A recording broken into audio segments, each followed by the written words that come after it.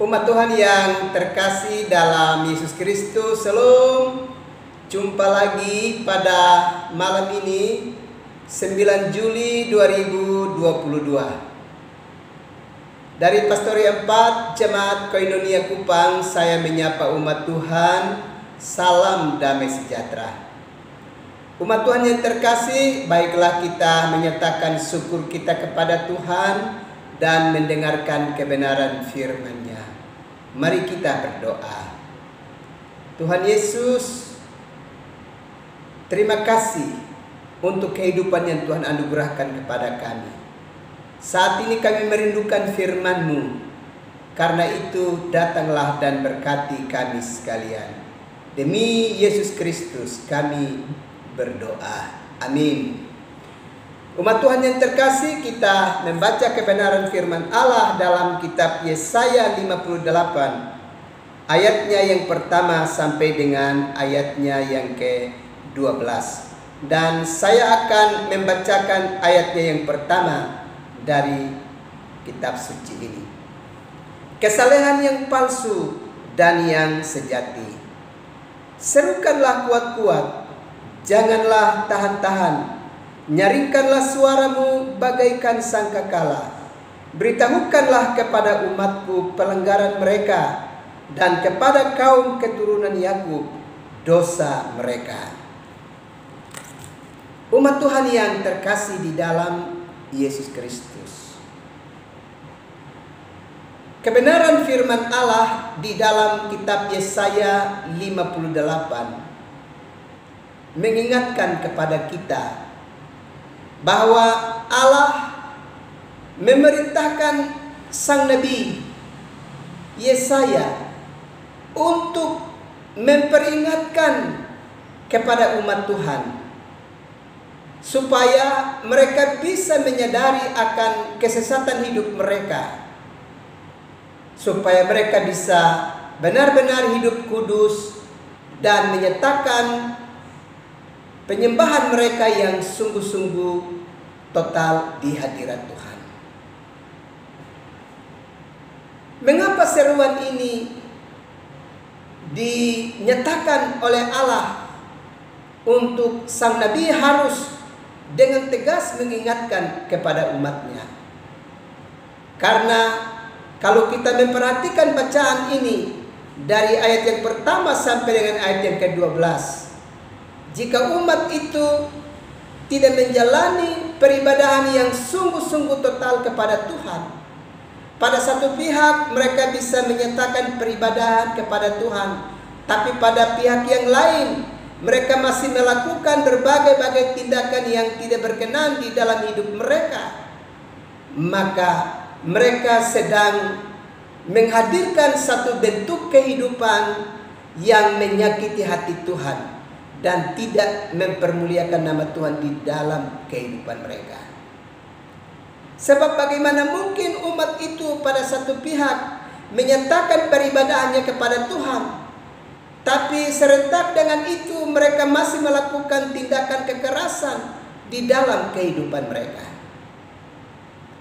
Karena itu melalui perenungan ini paling kurang ada 3 hal yang harus kita perhatikan. Pertama, bahwa sebagai umat yang percaya kepada Tuhan, lebih khusus lagi kepada kita sebagai para pelaku pelayanan, mesti memiliki keberanian untuk menegur kehidupan setiap umat Tuhan yang ternyata tidak memelihara kekudusan hidup di dalam keseharian hidup mereka. Dalam ayat yang pertama tadi dengan jelas dikatakan, serukanlah kuat-kuat, janganlah tahan-tahan, nyaringkanlah suaramu bagaikan sangkakala, beritahukanlah kepada umatku pelanggaran mereka, dan kepada kaum keturunan Yakub dosa mereka. Itu berarti sangat dibutuhkan keberanian seorang pelaku pelayanan yang telah Tuhan percayakan untuk berdiri atas namanya dan mewartakan warta keselamatan. Keberanian itu mesti ada di dalam diri seorang pemberita firman Tuhan. Seorang pemberita firman Tuhan tidak boleh kompromi dengan dosa. Dia harus berani menegur umat Tuhan yang ternyata secara terang-terangan melakukan berbagai-bagai tindakan yang tidak kudus lagi di hadirat Tuhan. Pada satu pihak mereka beribadah kepada Tuhan, tapi serentak dengan itu masih melakukan tindakan-tindakan yang lalim. Maka sebagai pelaku pelayanan yang Tuhan percayakan berdiri atas namanya untuk mewartakan warta keselamatan, dia mesti memiliki keberanian untuk menegur umatnya. Teguran itu penting sebab itu bersangkut paut dengan ibadah-ibadah yang dilakukan oleh umat Tuhan yang hanya dilakukan secara formalitas dan serentak itu masih melakukan tindakan kejahatan. Menurut bacaan firman Allah ini, suara mereka tidak sampai kepada Tuhan. Karena itu, pada bagian ini hal pertama ini menjadi penting, bahwa sebagai para pelaku pelayanan mesti memiliki keberanian untuk mengingatkan umat Tuhan supaya benar-benar menjalani ibadah mereka dengan sungguh-sungguh. Tidak bisa pada satu pihak beribadah kepada Tuhan, tapi serentak dengan itu masih juga melakukan tindakan-tindakan yang lain. Itu mau mengingatkan bahwa ibadah-ibadah kita itu tidak diterima oleh Tuhan. Itu hal yang pertama yang perlu kita perhatikan di dalam bacaan ini. Hal yang kedua, sebagai pelaku pelayanan juga mesti mengingatkan kepada setiap umat Tuhan supaya kita tidak hanya sekedar untuk berseru dan meminta pertolongan daripada Tuhan, termasuk di dalamnya meminta berkat-berkat dari Tuhan untuk memberkati kehidupan kita. Tapi setelah kita diberkati oleh Tuhan, kita tidak dapat meneruskan berkat itu untuk memberkati kehidupan orang lain.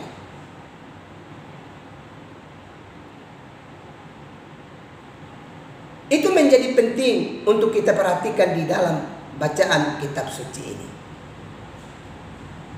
Dan hal yang ketiga, bahwa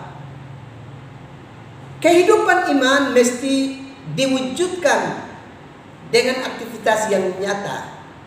Dalam bacaan ini kalau kita perhatikan secara keseluruhan, maka dikatakan bahwa apabila ayat yang ke-10, apabila engkau menyerahkan kepada orang lapar apa yang kau inginkan sendiri dan memuaskan hati orang yang tertindas, maka terangmu akan terbit dalam gelap dan kegelapanmu akan seperti rembang tengah hari.